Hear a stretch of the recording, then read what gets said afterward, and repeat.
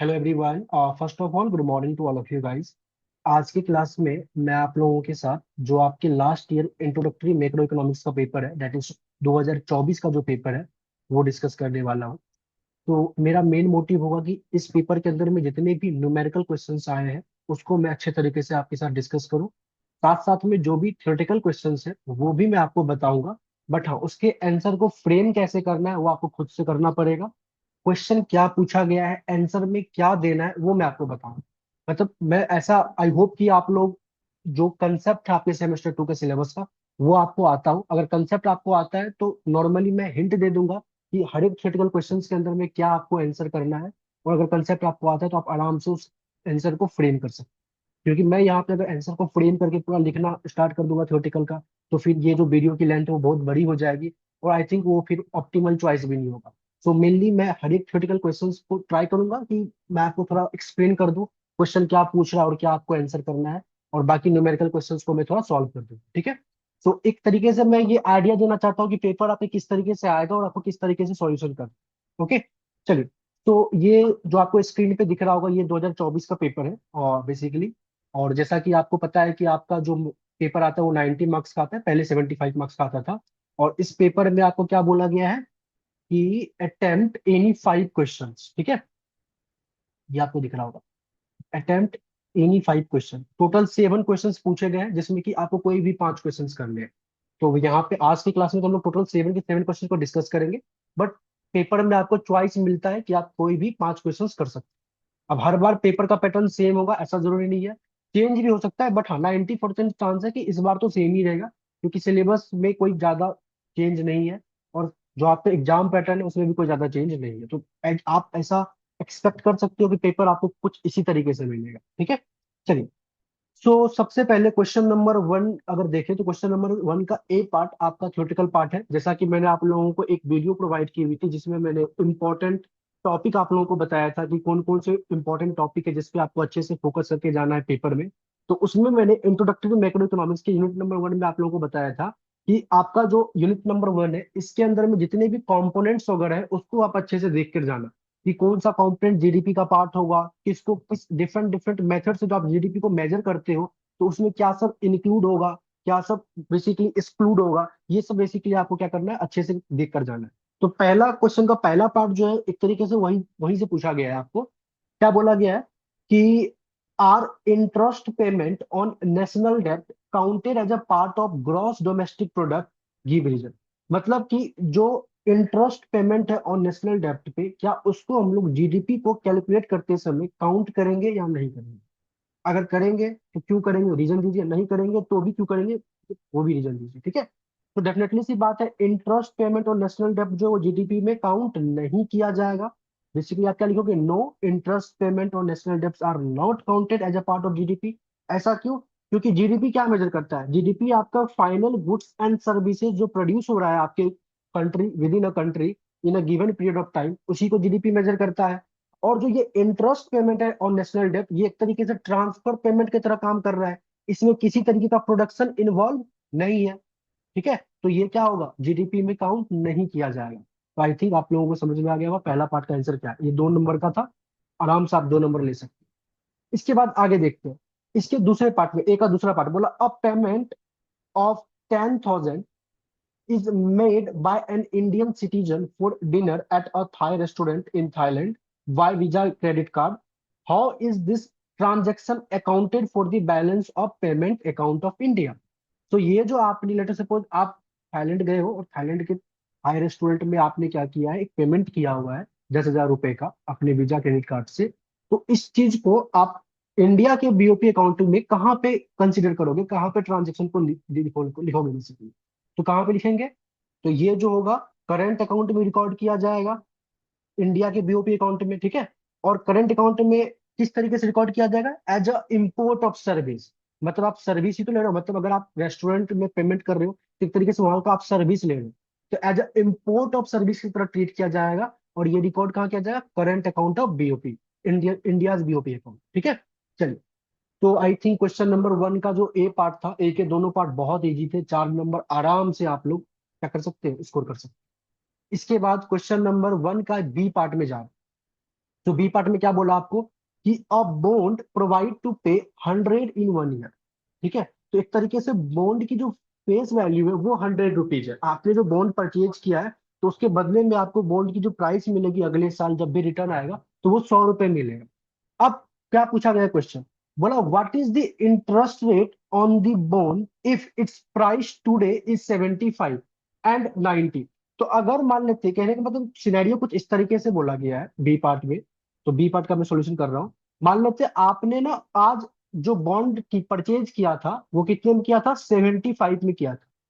इसका जो रिटर्न आपको मिला बाद में 1 साल के बाद, लेटर से मान लेते हैं 1 साल के बाद जो आपको मिला है वो कितना मिला, 100 रुपए। तो एक तरीके से आप बॉन्ड का फेस वैल्यू कह सकते हो 100 रुपए। ठीक है, तो आप कहता है कि बताइए इंटरेस्ट रेट आपको कितना मिला। तो इंटरेस्ट रेट कैसे निकालते हैं, जो आपको अमाउंट मिला फेस वैल्यू माइनस में जो बॉन्ड का प्राइस है, हॉल अपॉन में जो बॉन्ड का प्राइस है, और इसको परसेंटेज फॉर्म में करने के लिए मल्टीप्लाई कर देते हैं हम लोग किससे, 100 से। तो यहां से आप क्या करोगे, 100 माइनस में 75 अपॉन अपॉन में 75 इंटू में 100, ये आई थिंक आपको 33.3% आ जाएगा। तो this is the interest. Clear है। सिमिलरली बोला गया कि अगर मान लेते हैं जो प्राइस होगा बॉन्ड का वो 90 हो जाए तो क्या होगा। So if price of bond is 90 on that time क्या होगा, तो उस टाइम पे जो इंटरेस्ट रेट निकलेगा 100 माइनस में 90 अपॉन में 90 इंटू में 100। और आई थिंक इसको जब सॉल्व करोगे तो आपके पास 11.11% आ जाएगा आंसर। कैलकुलेशन आप लोग प्लीज क्रॉस चेक कर लेना, माइट भी कैलकुलेशन थोड़ा मिस्टेक में कर सकता हूँ, बट हाँ कंसेप्ट बिल्कुल सही है, इस तरीके से आप करो। ओके, अब इसके बाद क्या बोला गया इसी के सेकेंड पार्ट में, अगर थोड़ा सा आप ध्यान से देखोगे तो बोला if the interest rate is 8%। अगर इंटरेस्ट रेट 8% है तो बताओ जो प्राइस होगा बॉन्ड का आज वो क्या होगा। तो अगर मान लेते हैं आपने 8% इंटरेस्ट इनकम अर्न किया है तो बताओ कितने में आपने बॉन्ड्स परचेज किया। तो कहने का मतलब सिनेरियो कुछ इस तरीके से है ना, आपको 100 रुपए मिले हैं बॉन्ड के बदले में, इसको आपने कितने में परचेज किया अभी आपको ये पता नहीं है, यहाँ पे पीबी लिख रहे हैं। लेकिन आपको जो इंटरेस्ट इनकम अर्न हुआ है वो कितना हुआ, 8% का हुआ है। ठीक है, तो 8% को हम लोग 0.08 के फॉर्म में लिख सकते हैं, यस लिख सकते हैं।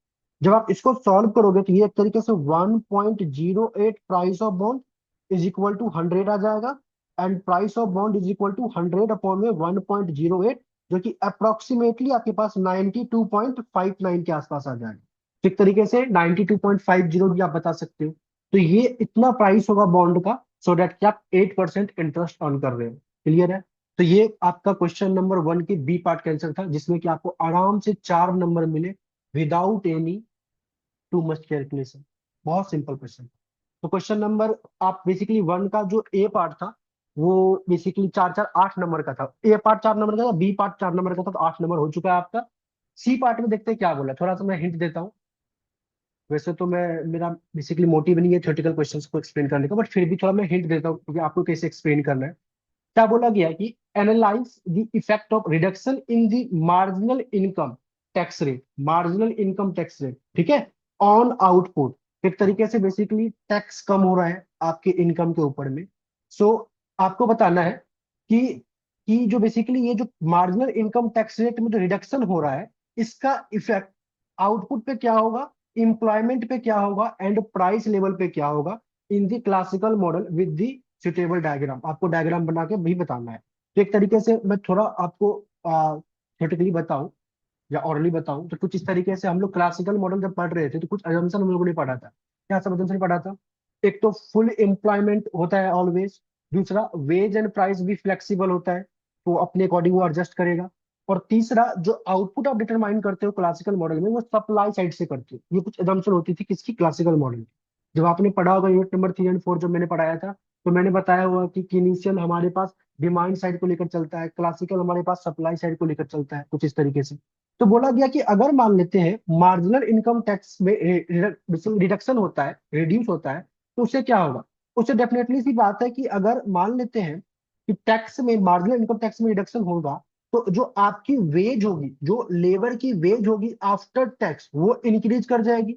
और अगर लेबर की वेज आफ्टर टैक्स इंक्रीज कर जाएगी तो इससे एक तरीके से लेबर को, बेसिकली इंडिविजुअल को इंसेंटिव मिलेगा ज्यादा काम करने का। तो इससे लेबर सप्लाई क्या होगा, इंक्रीज कर जाएगा। तो लेबर सप्लाई कर आपका राइट वार्ड शिफ्ट कर जाएगा। लेबर सप्लाई कर राइट वार्ड शिफ्ट कर रहा है, इसका मतलब क्या है, एम्प्लॉयमेंट आपका इंक्रीज कर रहा है, इक्विलिब्रियम लेवल ऑफ एम्प्लॉयमेंट आपका इंक्रीज कर रहा है।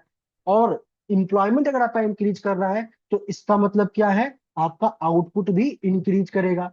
लेकिन प्राइस लेवल पे क्या करेंगे, यहाँ पे भले मेरा जो बेसिकली एग्रीगेट सप्लाई तो आपका इंक्रीज कर जाएगा, बट एडी में तो हम कुछ चेंज नहीं कर सकते, एडी का तो हमारे पास कोई इंफॉर्मेशन नहीं है। तो सिंस एडी को अगर हम अज्यूम कर रहे हैं रिमेन कांस्टेंट, और एग्रीगेट सप्लाई मेरा इंक्रीज कर रहा है, तो प्राइस लेवल क्या करेगा, फॉल करेगा, सो दैट कि आप इक्विलिब्रियम को मेंटेन कर सको। तो एक तरीके से क्या देखा गया, आपका आउटपुट भी बढ़ रहा है, एम्प्लॉयमेंट भी बढ़ रहा है, बट प्राइस लेवल आपका फॉल कर रहा है। और ओवरऑल इकोनॉमी में बेसिकली आप ये अज्यूम करके चल रहे हो कि aggregate demand remain constant. Clear है। चलिए इसके बाद आगे बोला कि आपको इसके सेकंड पार्ट में what are the various stages in the monetary transmission mechanism.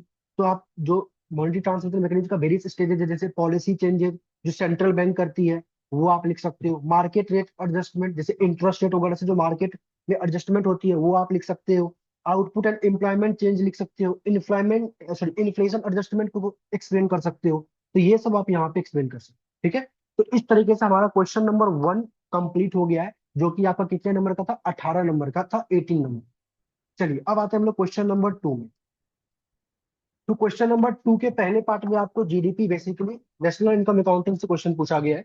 बोला गया कि यूज दी फॉलोइंग डेटा, आपको इस डेटा का यूज करना है और क्या सब निकालना है, तो प्राइवेट से भी निकालना है, गवर्नमेंट से भी निकालना है एंड नेशनल से भी निकालना है, ठीक है। और हमारे पास सबसे इंपॉर्टेंट हमें क्या देखना होता है इस टाइप के क्वेश्चन में, कि हमारे पास गिवन इंफॉर्मेशन क्या सब है। तो सबसे पहले तो गिवन इंफॉर्मेशन क्या है, मेरे पास जीडीपी दे रखा है, net factor payment from abroad दे रखा है, कंजम्पशन दे रखा है, गवर्नमेंट परचेज दे रखा है, इंटरेस्ट पेमेंट दे रखा है, टैक्स दे रखा है, ट्रांसफर दे रखा है। तो हमारे पास ये कंपोनेंट्स गिवन है, और इस कंपोनेंट को यूज करके मेरे को क्या निकालना है, private saving, government saving and national saving निकालना है। तो सबसे पहले पता है मैं क्या करता हूँ, पहले मैंने with the help of GDP, मतलब इस जीडीपी के हेल्प से, और net factor payment from abroad इसके हेल्प से, मैं क्या कर रहा हूँ, जीएनपी निकाल लेता हूँ, ग्रॉस नेशनल प्रोडक्ट निकाल लेता हूँ। तो सबसे पहले मैंने क्या किया, इस क्वेश्चन नंबर 2 के ए पार्ट के लिए मैंने जीएनपी निकाल लिया। कैसे निकाल लेंगे, जीडीपी में प्लस कर देंगे किसको, net factor payment from abroad को, सो एनएफटी को हम लोग क्या कर सकते हैं, ऐड कर देंगे। तो जीडीपी आपका कितना है, 7,000, प्लस में net factor payment from abroad कितना है, -70 का। तो यहां से जो इसकी वैल्यू आएगी वो क्या आएगी, 6930। ये आपके पास आ गया क्या, जीएनपी आ गया, ओके। अब ध्यान से देखो हमें निकालना क्या सब था, तो हमें निकालना था private saving, government saving, national saving. तो सेविंग निकालने के लिए सबसे पहले हमें क्या करना पड़ेगा, डिस्पोजेबल इनकम निकालना पड़ेगा। और जब डिस्पोजेबल इनकम निकलेगा तो उसमें से हम कंजम्पशन को हटा देंगे तो मेरे पास सेविंग आ जाएगा। तो सबसे पहले क्या कर रहे हैं हम लोग, डिस्पोजेबल इनकम निकाल रहे हैं।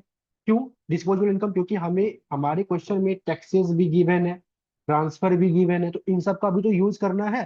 तो डिस्पोजेबल इनकम कैसे निकलेगा, जो भी आपका जीएनपी आया था, ग्रॉस नेशनल प्रोडक्ट, जो आपका नेशनल इनकम आया था, इसमें से आप क्या करोगे, टैक्स जो है उसको, जो टैक्स आपको देना है वो निकाल दोगे, माइनस कर दोगे, प्लस जो ट्रांसफर आपको मिला है उसको आप क्या करोगे, ऐड कर दोगे, प्लस जो आप इंटरेस्ट अर्न कर रहे हो, interest basically, okay, so interest payment on government डेब्ट, ओके। तो इंटरेस्ट जो पेमेंट है आपका, इसको भी हम लोग क्या करेंगे, गवर्नमेंट डेब्ट का, इसको भी ऐड कर देंगे।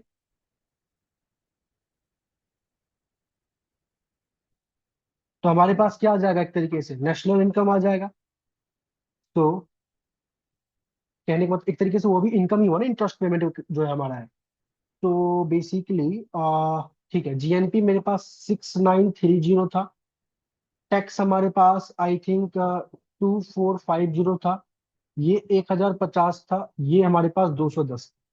इसको जब मैं सॉल्व करूंगा, एक बार मैं कैलकुलेटर का यूज कर लेता हूँ, हमारे पास क्या आएगा, 6930 प्लस 1050 प्लस 210 माइनस में 2450, तो ये आ रहा है हमारे पास 5740, ठीक है। ये आ गया हमारे पास डिस्पोजेबल इनकम, ओके। अब ध्यान से सुनो, डिस्पोजेबल इनकम जैसे आ गया तो अब हम लोग निकालते हैं प्राइवेट सेविंग, जो हमारे क्वेश्चन में पूछा गया, प्राइवेट सेविंग जिसको आप एस सब्सिट्यूट में पी से रिप्रेजेंट कर सकते हो, वो क्या होगा, डिस्पोजेबल इनकम माइनस में जो प्राइवेट कंजम्पशन है वो माइनस कर दोगे। सो 5740 माइनस में 4480, ये अगर करते हो तो आई थिंक ये आ जाएगा आपके पास 1260। This is your private saving. Similarly आपको क्या निकालना है, अब गवर्नमेंट सेविंग। गवर्नमेंट सेविंग क्या होगा, एस जी से रिप्रेजेंट कर सकते हो, दैट इज जो गवर्नमेंट की इनकम है माइनस में जो गवर्नमेंट की स्पेंडिंग है, कुछ इस तरीके से। तो गवर्नमेंट की इनकम और गवर्नमेंट की स्पेंडिंग, गवर्नमेंट की इनकम क्या है, टैक्स है। गवर्नमेंट की स्पेंडिंग क्या है, तो एक तरीके से गवर्नमेंट क्या सब हो जाएगा, एक तो गवर्नमेंट जो परचेज कर रहा है, जो गवर्नमेंट एक्सपेंडिचर कर रहा है वो, प्लस में जो ट्रांसफर दे रहा है वो, प्लस में जो इंटरेस्ट पे कर रहा है वो। अगर मेरे लिए प्राइवेट के लिए ये इंटरेस्ट पेमेंट गवर्नमेंट से, इंटरेस्ट पेमेंट जो गवर्नमेंट से आया वो एज ए इनकम की तरह ट्रीट किया जाएगा, तो गवर्नमेंट के लिए ये एक तरीके से क्या होगा, खर्च होगा ना। समझ में आ रहा है। तो यहाँ पे हमने क्या किया, उसको ऐड कर दिया। अब ध्यान से देखो, टैक्स कितना था, 2450। गवर्नमेंट कितना का बेसिकली एक्सपेंडिचर करती थी, स्पेंडिंग करती थी, जो गवर्नमेंट का परचेज है, डेट इज 1400, 1400। ट्रांसफर कितना दे रही है गवर्नमेंट, डेट इज 1050, और इंटरेस्ट है 210। इसको जब आप सॉल्व करोगे तो आई थिंक ये आपके पास है 2450, तो 2450 माइनस में 14 10 24, ठीक है, ये आ जाएगा आपके पास 2660। और ओवरऑल आपके पास आ जाएगा -210। तो -210 का गवर्नमेंट का क्या है, सेविंग है यहाँ। क्लियर है। चलिए, अब गवर्नमेंट सेविंग होने के बाद हम लोग को क्या निकालना है, नेशनल सेविंग निकालना है। सो नेशनल सेविंग क्या होता है, प्राइवेट सेविंग। तो इस तरीके से तो प्राइवेट सेविंग प्लस में government saving. Private saving 1260, government saving -210, overall national saving 1050। तो this is the answer, that's it. ये था आपके क्वेश्चन नंबर 4 का। आराम से आप इसको लिख सकते। क्लियर है। चलिए, इसके बाद बोला गया बी पार्ट में कि if the central bank follow an expansionary open market operation. सभी को पता है आपको ओपन मार्केट ऑपरेशन क्या होता है। How does it affect the money supply in the economy. तो सिंपल सी बात है, एक्सपेंशनरी ओपन मार्केट ऑपरेशन कर रहा है। एक्सपेंशनरी ओपन मार्केट ऑपरेशन का क्या मतलब होता है, कि जो गवर्नमेंट है वो क्या कर रही है, बाय कर रही है गवर्नमेंट सिक्योरिटी, किससे, फ्रॉम द पब्लिक और you can say commercial bank से। इससे क्या होगा, कॉमर्शियल बैंक का रिजर्व बढ़ जाएगा, कॉमर्शियल बैंक लोन ज्यादा दे सकती है, और इकोनॉमी में मनी सप्लाई क्या हो जाता है, इंक्रीज कर जाएगा। तो इसी चीज को आपको एक्सप्लेन करना है। सिंपल सी बात है, तो आराम से 4 नंबर आप लेके आ सकते हो। अब आते हैं इसके सी का पहला पार्ट में, ध्यान से देखते हैं। बोला गिवन दी फॉलोइंग इंफॉर्मेशन, आपको कंजम्पशन दे रखा है, इन्वेस्टमेंट दे रखा है, गवर्नमेंट एक्सपेंडिचर दे रखा है, ट्रांसफर दे रखा है, टैक्स दे रखा है। आपको बोला कुछ चीजें निकालने के लिए। ओके, तो सबसे पहले देखते हैं हमारे पास क्या दे रहा है, कंजम्पशन दे रखा है। ये तो कंजम्पशन फंड सब गिवन है, जिसके अंदर में 80 मेरा सी बार का काम कर रहा है, this is your C bar, autonomous consumption. 0.75 is your MPC, जिसको आप सी प्राइम से रिप्रेजेंट करते हो, एंड वाईडी आपका डिस्पोजेबल इनकम है। इन्वेस्टमेंट आपका ओनली ऑटोनोमस दे रखा, that is 100। Government expenditure only autonomous दे रखा, that is 200, I bar 100, G bar 200, transfer 100। ठीक है, और टैक्स रेट आपको दे रखा है 0.20। सबसे पहले पार्ट में बोला आपको कैलकुलेट करो equilibrium level of income and the multiplier. तो अगर आप सभी को सभी एग्री करो, तो क्या मैं नॉर्मली हमारे पास अभी गुड्स मार्केट की सारी इंफॉर्मेशन गिवन है ना, मनी मार्केट की जो बात नहीं कर रहा, तो ये गुड्स मार्केट का इक्विलिब्रियम की बात कर रहा है। तो गुड्स मार्केट में जो इक्विलिब्रियम होता था हमारे पास, उसका वैल्यू क्या होती थी, Y equal to alpha G A bar minus में बी आई, ये होता था ना। एक तरीके से आईएस के इक्वेशन की बात कर सकते हो आप। यहाँ पे अल्फा जी आपका क्या है, जिसको आप मल्टीप्लायर भी कहते थे, 1 अपॉन में 1 - सी प्राइम 1 - टैक्स रेट, ये होता था। तो 1 अपॉन में 1 - में सी प्राइम मतलब एमपीसी का बात मैं कर रहा हूँ, जो कि क्या है यहाँ पे हमारे पास, ये 0.75। तो यहाँ पे लिखेंगे एमपीसी हमारे पास 0.75, 1 - टैक्स रेट कितना है, 0.20। इसको सॉल्व करोगे तो 1 - में 0.75 इंटू में 0.80, तो ये आपके पास आ जाएगा आई थिंक 0.6। और 1 अपॉन में 1 - 0.6, दैट इज 1 अपॉन में 0.4, तो ये आ जाएगा 2.5। तो पहली बात तो इसे जो मल्टीप्लायर पूछा था, मल्टीप्लायर क्या होगा 2.5, तो एक तो आंसर निकल गया, multiplier is 2.5। Equilibrium level of income जो पूछा था, तो मतलब ये वाई पूछ रहा है, इसको निकालते हैं हम लोग। तो 2.5 इज द मल्टीप्लायर। ए बार क्या होता है बताओ? सी बार, आई बार, जी बार, 5 कंपोनेंट होते थे, प्लस में सी प्राइम ट्रांसफर, माइनस में C prime lump sum taxes. Since इसमें लमसम टैक्सेस नहीं है तो हम लोग अज्यूम करेंगे जीरो। और माइनस में बोला बी आई, तो सिंस बी आई मेरा इन्वेस्टमेंट भी एक तरीके से कौन सा दे रखा है, नॉर्मल केलिसन वाला दे रखा है, यहाँ पे हिक्स नहीं आया, मतलब investment is not the function of interest rate. तो बी आई को भी एज अ जीरो की तरह ट्रीट कर सकते हैं। तो हमारे पास इसको कैलकुलेट करना है। तो सी बार की वैल्यू मेरे पास गिवन है, दैट इज 80। ऊपर में 80 था ना, हाँ 80। आपके पास आई बार की वैल्यू गिवन है, दैट इज 100। जी बार की वैल्यू गिवन है, दैट इज 200। ट्रांसफर 100 है। और आपका एमपीसी था 0.75, तो 100 टाइम्स 0.75 अगर करते हैं तो ये आ जाएगा आपके पास ओवरऑल वैल्यू कितना, 75। तो ओवरऑल देखा जाए तो ये 200, 300, 300 और 8 7 15, 455 आ गया। एक तरीके से यहाँ पे मैं थोड़ा कर रहा हूँ, आप अच्छे से कर लेना। 455 इंटू में मल्टीप्लाई 2.5, तो ये फाइनल आंसर आ जाएगा 1137.5। सो 1137.5 is the equilibrium level of income. और मल्टीप्लायर क्या है, 2.5। अब इस चीज को आप अपने तरीके से भी कर सकते हो, मतलब आप y equal to C plus I plus G, जैसे आप लिखते थे ना, y equal to C plus I plus G, इस तरीके से भी सबको ऐड करके भी निकाल सकते हो, ये आपकी मर्जी है। मैंने डायरेक्टली जो मैंने हम लोगों ने जो पढ़ा था, जो फॉर्मूला लास्ट के अंदर में डिराइव किया था, वो डायरेक्टली मैंने यूज कर लिया। पेपर में आप जैसे मन तैसे निकाल सकते हो, बस आपका आंसर मैच करना चाहिए, दैट्स इट। तो ए पार्ट में जो पूछा गया था हो गया। बी पार्ट में बोला right the saving function and calculate the level of saving. तो सबसे पहले बोला सेविंग फंक्शन लिखो और लेवल ऑफ सेविंग लिखो। क्लियर है? तो सेविंग निकालने के लिए सबसे पहले हमें बी पार्ट के लिए क्या करना पड़ेगा, कंजम्पशन निकालना पड़ेगा। और कंजम्पशन के लिए फंक्शन क्या दे रखा है, सी इज इक्वल टू 80 प्लस में 0.75 वाई डी। और इस वाई डी को पहले नॉर्मल वाई में कन्वर्ट करना पड़ेगा, मतलब कुछ इस तरीके से सी इज इक्वल टू 80 प्लस में 0.75, और वाई डी को नॉर्मल कन्वर्ट करेंगे तो नॉर्मल इनकम में। तो मतलब डिस्पोजेबल इनकम कैसे आता था, इनकम में से आप क्या करते थे, लमसम टैक्सेस को माइनस करते थे, प्रोपोर्शनेट टैक्सेस को माइनस करते थे, ट्रांसफर को ऐड करते थे। क्लियर है? तो डिस्पोजल इनकम आपके पास आता था ना। तो सी इज इक्वल टू 80 प्लस में 0.75। अच्छा, इनकम आपके पास कितना आया है, तो नॉर्मली मैं वाई को भी नॉर्मली वाई लेके चलता हूँ, ठीक है। माइनस, वाई को मैंने वाई लेके चला, minus tax lump sum taxes, question में कुछ नहीं है तो मैं जीरो मानूंगा। टी टाइम्स वाई, तो टी कितना, टैक्स रेट कितना है 0.2, यहाँ पे भी वाई आ जाएगा। अच्छा, यहाँ स्मॉल वाई क्यों लिखा है मैंने, अगर नॉर्मल वाई लिख रहा हूँ तो हर जगह नॉर्मल वाई लिखेंगे ना। प्लस ट्रांसफर कितना है, तो ट्रांसफर आपके पास 100 है। क्लियर है? तो C is equal to 80 plus में, यहां से अगर देखा जाए तो 0.75 और इंटू में 100, ये आ जाएगा 75। और बीच में बाकी कैलकुलेशन अगर मैं देखा जाए, मतलब y और माइनस में 0.2y, तो एक तरीके से ये क्या आ जाएगा 0.8y। और 0.8y को जब मैं 0.75 से मल्टीप्लाई करूंगा तो ये 0 पॉइंट क्या आ जाएगा 6y। एक तरीके से मैं यहाँ पे क्या लिखूंगा, -0.6y। ये क्लियर है? बोलो, सब नोट माइनस प्लस में आएगा ना, क्योंकि यहाँ तो y माइनस में तो प्लस वाला टर्म है। तो हमारे पास फाइनली कंजम्पशन क्या आ जाएगा, तो कंजम्पशन आ जाएगा आपके पास 155 माइनस, सॉरी माइनस नहीं, प्लस में 0.6y। This is your consumption function, normal. अब आते हैं हम लोग सेविंग फंक्शन क्या होता है।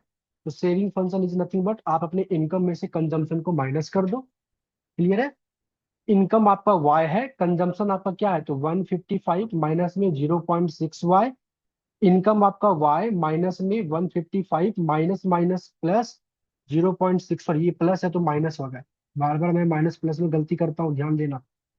यहाँ पे प्लस आएगा तो माइनस प्लस माइनस, तो आपके पास फाइनली क्या आ जाएगा, ये आ जाएगा -155 minus plus 0.4 times of y। Clear है? अब क्या करोगे आप, -155 प्लस में 0.4, और जो भी आपका y आया था इनकम, दैट इज 1137.5, वो पुट कर दोगे। एंड फाइनल आंसर आपके पास यहाँ से आ जाएगा 330। क्योंकि इसकी जो वैल्यू होगी, ये वाले टर्म का वैल्यू होगी 455, और उसमें से 155 माइनस करोगे तो 330। This is your exact saving. तो बी पार्ट में जो पूछा गया था आपसे, आई होप आपको वो भी समझ में आ गया होगा कि आपका सेविंग क्या होगा। ये रहा आपके पास बी पार्ट में, तो सेविंग फंक्शन क्या होगा एंड लेवल ऑफ सेविंग क्या होगा वो भी समझ में आ गया। सी पार्ट में बोला कि आप क्या बताओ हमको, बोलो क्या बताओ, बजट सरप्लस बताओ कि यहाँ पे बजट सरप्लस कितना हो रहा है। तो बजट सरप्लस कैसे करते थे, थोड़ा सा अगर आपको याद हो तो, गवर्नमेंट की रेवेन्यू, कैसे रेवेन्यू आती थी, तो एक तो लमसम टैक्सेस से, एक प्रोपोर्शनेट टैक्सेस से, माइनस में गवर्नमेंट का एक्सपेंडिचर क्या सब होता था, तो एक गवर्नमेंट एक्सपेंडिचर, फिर ट्रांसफर। ठीक है, तो गवर्नमेंट लमसम टैक्सेस तो जीरो है, जैसे का तैसे रहने दिए, ये क्या है तो 0.2, और वाई मेरा 1137.5। ओके, माइनस में गवर्नमेंट एक्सपेंडिचर कितना है तो 100, ट्रांसफर कितना है हमारे पास, तो 100, सॉरी गवर्नमेंट एक्सपेंडिचर है 200 ना। ओके, गवर्नमेंट एक्सपेंडिचर है हमारे पास 200 और ट्रांसफर है हमारे पास 100। तो इसको जब आप सॉल्व करोगे तो आई थिंक 1137.5 का 0.2 जो आएगा, ये आपके पास 0.2%, तो इन 227.5 आएगा, माइनस में ये आ गया 300, तो ओवरऑल बजट सरप्लस से -72.5 का आ गया। तो अगर बजट सरप्लस आपका नेगेटिव आया तो इसको क्या बोलते हैं हम लोग, बजट डेफिसिट। क्लियर है, चलिए अब आते हैं डी पार्ट में। बोला कि suppose that T increases to 0.25, अगर मान लेते हैं जो टैक्स है ये 0.25 हो जाए, पहले 0.20 था टैक्स रेट, अब अगर 0.25 आ जाए, तो what is the new equilibrium level of income and multiplier आपको निकालना है। तो डी पार्ट आप या तो मल्टीप्लायर के कंसेप्ट से यूज करके निकाल सकते हो, या तो नॉर्मली आप क्या करोगे, आप हर जगह टी को 0.25 लेके चलोगे, तो सबसे पहले आप क्या करना, मल्टीप्लायर निकाल लेना। न्यू मल्टीप्लायर जो आपका होगा वो क्या होगा, बेसिकली जो न्यू अल्फा जी होगा, 1/(1 - C', 1 - टैक्स रेट, 1/(1 - C') था आई थिंक आपका 0.75, 1 - टैक्स रेट अब आपका हो गया 0.25। इसको सॉल्व करोगे जो कि आई थिंक अप्रोक्सीमेटली 2.28 आ जाएगा, आप चेक कर लेना एक बार, ठीक है। ओके, सो यहाँ से आपके पास न्यू मल्टीप्लायर आ जाएगा, और जैसे ही न्यू मल्टीप्लायर आ गया तो आप न्यू इनकम निकाल सकते हो, new equilibrium level of income.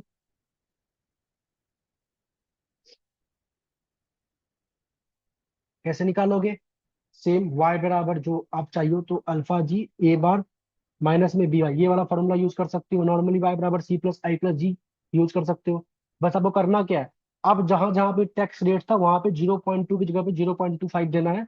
तो आई थिंक जो आपका ये इनकम निकलेगा वो अप्रोक्सीमेटली 1040 निकलेगा, तो मतलब आप आंसर चेक कर सकते हो। माइट भी थोड़ा डिफर कर सकता है आपका आंसर, क्योंकि अगर कैलकुलेशन मैंने मिस्टेक किया हो तो डिफर कर सकता है, अदरवाइज आपका ये आंसर मैच कर जाए। क्लियर है, तो आई थिंक ये आपका आराम से ये क्वेश्चन हो गया है, और ये क्वेश्चन कितने नंबर में, सी पार्ट कितने नंबर में पूछा गया था, 7 नंबर में पूछा गया। तो आराम से 7 नंबर आप लेकर आ सकते। इसके 3 नंबर में पूछा गया, use the IS LM model derive the aggregate demand कर, बहुत बच्चा वाला टॉपिक, आराम से ये आपने पढ़ा होगा, ये कर दोगे, ठीक है। चलिए, तो अब आगे चलते हैं, मतलब ये तो डायरेक्ट क्वेश्चन था, इसमें तो बताने की भी जरूरत नहीं कि करना आपको क्या है। तो दो क्वेश्चन हम लोगों ने डिस्कस कर लिया, अब क्वेश्चन नंबर 3 का ए पार्ट चलते हैं, ठीक है। तो 3 का ए पार्ट में बोला व्हाट इज नेशनल वेल्थ, लिख सकते हो आप, how is national wealth link to be national saving, ये भी आप कर सकते हो, मतलब आपने थ्योरेटिकल पढ़ा है वो आप आराम से कर सकते हो, मतलब जो बेसिकली आपने कंसेप्ट पढ़े हैं अपने यूनिट नंबर 1 के अंदर में कंपोनेंट्स वगैरह, उसी का आपको डेफिनेशन टाइप लिखना है, समथिंग। बी पार्ट में बोला how is the rate of interest determined by the demand and supply of money, demand और सप्लाई ऑफ मनी से इंटरेस्ट रेट कैसे डिटरमाइन करते हैं वो आपको लिखना है, ये आपने ऑलरेडी पढ़ा हुआ है।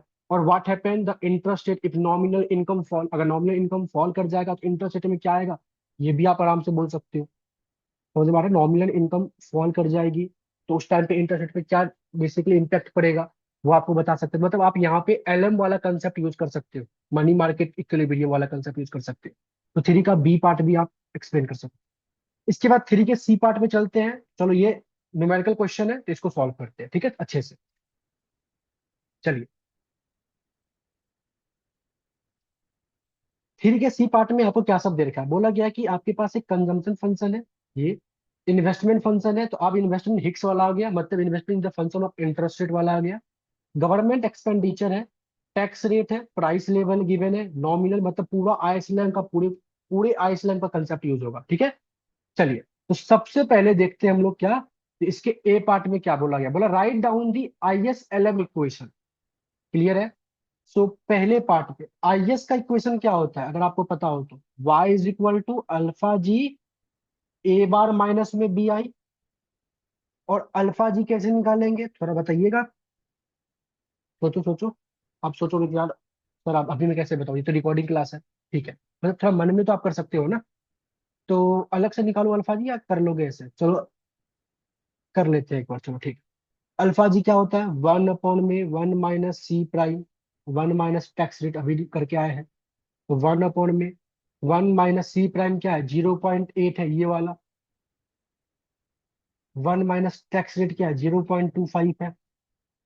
तो 1 - 0.25 ये आ जाएगा 0.75। और ये 0.8, तो 0.8 इंटू में 0.75, ये 0.6 देगा। और 1 - 0.6 0.4 आएगा। तो ओवरऑल आपके पास 1/(0.4 आएगा। और मल्टीप्लायर आपके पास आ जाएगा 2.5। अब आते हैं IS के इक्वेशन पे। तो y is equal to multiplier है आपके पास 2.5। ए बार के सारे कंपोनेंट लिख ले क्या सब, तो ए बार में क्या सब आएगा, एक तो C bar that is 100। G बार, चलो आई बार लिखते हैं, C bar plus I bar is 400, ये रहा आपके पास आई बार। जी बार, ये रहा आपके पास G bar that is 500। Plus C prime transfer मतलब 0.8। और ट्रांसफर गिवन आपके इकोनॉमी में नहीं है गिवन, तो एक तरीके से जीरो ले लेते हैं। अज्यूम टू बी जीरो, तो और वैल्यू जीरो आ जाएगी। Minus C prime lump sum taxes, क्या लमसम टैक्सेस गिवन है, नहीं है, तो ये भी अज्यूम टू बी जीरो, तो ये भी जीरो आ जाएगा। तो ये पूरा का पूरा ए बार आ गया। माइनस में BI, और BI का काम क्या कर रहा है, ये जो इन्वेस्टमेंट फंक्शन है इसका स्टैंडर्ड फॉर्म क्या होता था, I is equal to I bar minus में BI।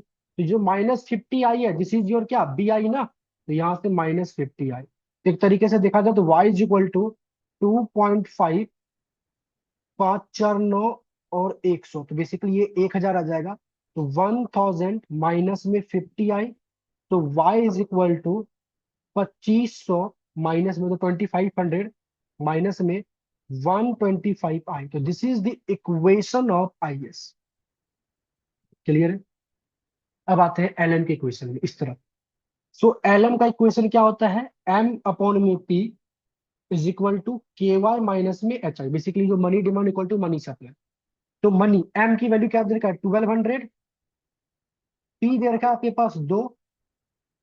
और KY माइनस HI मतलब ये, दैट इज 0.40Y माइनस में 50I। जहां पे KY क्या है, ये आपके पास ट्रांजेक्शन डिमांड फॉर मनी है। और HI क्या है, स्पेकुलेटेड डिमांड फॉर मनी है।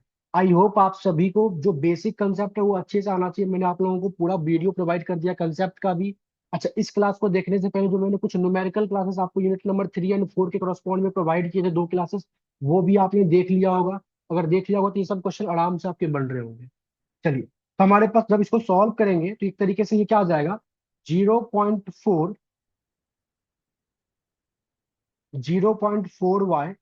माइनस में 50I इज इक्वल टू 600। तो एक तरीके से आप इसको भी इक्वेशन ऑफ LM कर कह सकते हो। बाकी आप I in terms of Y मतलब थोड़ा और सिंप्लीफाई करके भी निकाल सकते हो, आपकी मर्जी है। तो ये मेरे पास इक्वेशन ऑफ LM आ गया। इस क्वेश्चन का पहला पार्ट तो हो गया, equation of IS and LM आ चुका है।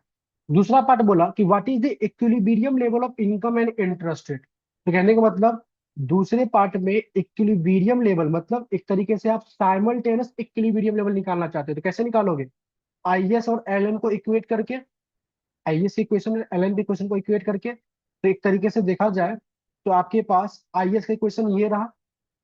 तो इन टर्म्स ऑफ Y लिखे या इन टर्म्स ऑफ I लिखोगे, चलो IS है हमारे पास y इक्वल टू 2500 माइनस में 125 आई।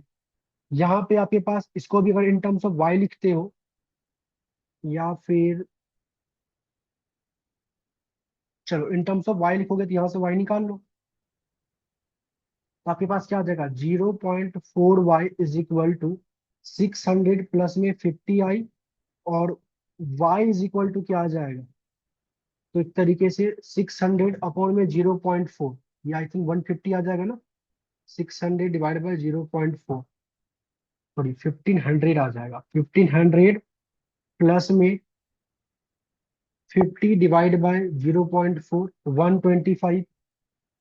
आई। तो यहां से देखा जाए तो 1500 प्लस में 125 आई, इसको सॉल्व करोगे तो 250 आई is equal to 4000।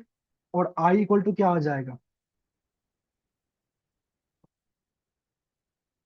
I equal to आपके पास आ रहा है, एक सेकेंड कैलकुलेशन चेक कर ले फिर से, 1500 और 2500, 4000 आ गया। तो 250। तो इंटरेस्ट रेट आपका 16% आ रहा है, कहीं हम लोगों ने मिस्टेक तो कुछ नहीं किया ना।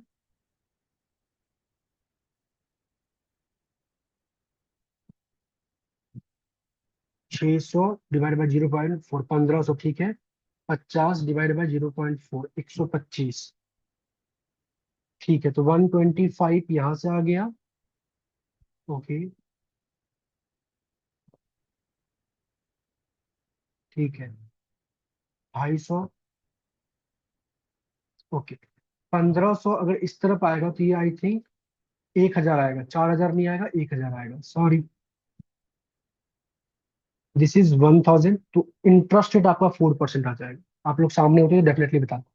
तो this is the equilibrium level of interest rate. और इक्विलिब्रियम लेवल ऑफ इनकम निकालना हो तो ये इंटरेस्ट रेट को आप आईएस एंड एलएम में से किसी भी एक पे पुट कर दो। मान लेते हैं मैंने इसमें पुट कर दिया, तो 4% अगर पुट करते हो तो आपके पास यहाँ से इसको अगर सॉल्व करोगे तो इसका 4% क्या आ जाएगा, 125 इंटू में 4%, 500। और 2500 में 500 माइनस कर देंगे 2000, तो income level, equilibrium level of income आपके पास 2000 आ जाएगा। This is the answer. Clear है, तो इसका सेकेंड पार्ट भी हो गया। इसके बाद इसके थर्ड पार्ट में देखते हैं, बोला derive the fiscal and monetary policy multiplier. आप derive the fiscal and monetary policy multiplier आप चाहो तो पूरा अच्छे तरीके से सॉल्व करके बना सकते हो, निकाल सकते हो। बाकी अगर आपको रिजल्ट याद है तो आप डायरेक्टली रिजल्ट भी यूज कर सकते हो। क्या रिजल्ट यूज कर सकते हो, ध्यान से देखो। हमने तो ऐसे इक्वेशन को यूज करके, मतलब अभी जो हम लोगों ने इक्विलिब्रियम लेवल ऑफ इनकम निकाला था, तो हम लोगों ने क्या किया था, आईएस और एलएम को आपस में इक्वेट किया था, तब जाके हमारे पास simultaneous equilibrium level of income आया था।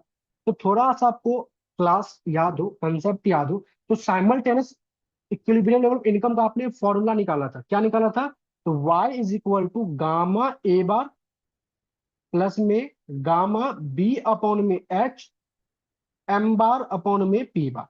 याद आ रहा है, this is your formula for simultaneous equilibrium level of income.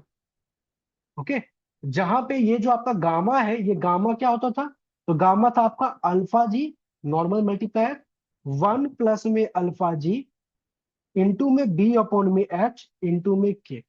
ये आपका गामा की वैल्यू थी। आई होप आपको याद आ रहा हो। जहां पे ये बी और एच, सॉरी, जहां पे आपको ये जो बी है आपका और ये जो एच है, आपको ये भी पता हो, बी इज दी एक तरीके से responsiveness change in investment due to change in interest rate बता रहा है। एच आपका क्या है, responsiveness change in expected demand for money due to change in interest rate, ये आपको बता रहा है। एम बार अपॉन में पी बार क्या है, एक तरीके से नॉमिनल मनी सप्लाई अपॉन में प्राइस लेवल, एक तरीके से रियल मनी सप्लाई की बात आप कर रहे हो। ए बार क्या है, ऑटोनोमस कंपोनेंट है, और गामा क्या है तो आपको मैंने बता दिया।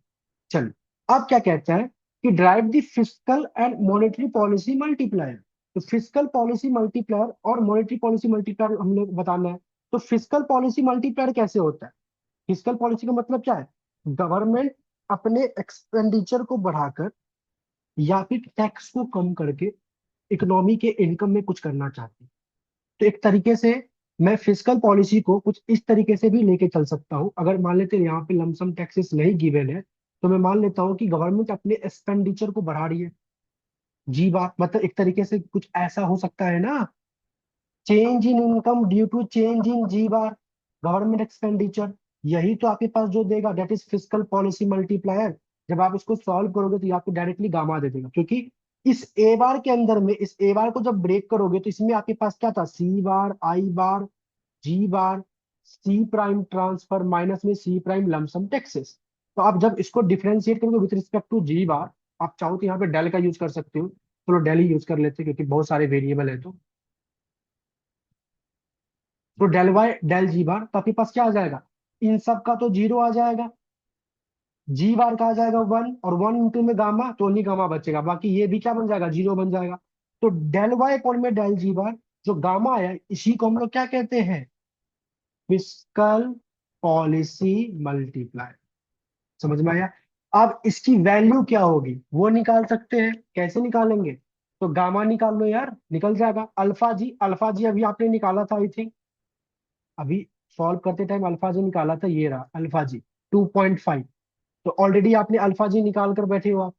तो अल्फा जी की वैल्यू 2.5 पे पुट कर दे, तो अल्फा जी है 2.5 अपॉन में 1 प्लस में 2.5। बी अपॉन में एच क्या होगा, बी क्या होता था एक तरीके से, ये जो दे रखा है ये क्या दे रखा है, I is equal to I bar minus में बी आई। एक तरीके से बी का काम -50 कर रहा है। और एच क्या होता था, तो एच आपका यहाँ पे है, ये रहा एच इसमें, मतलब के वाई माइनस में एच आई। तो एच भी -50 का काम कर रहा है, तो -50 अपॉन में -50, तो एक तरीके से बी अपॉन में एच का काम 1 हो जाएगा। और इनटू में के है, के क्या था, तो ट्रांजेक्शन डिमांड फॉर मनी के साथ जो प्रोपोर्शन था, दैट इज योर के।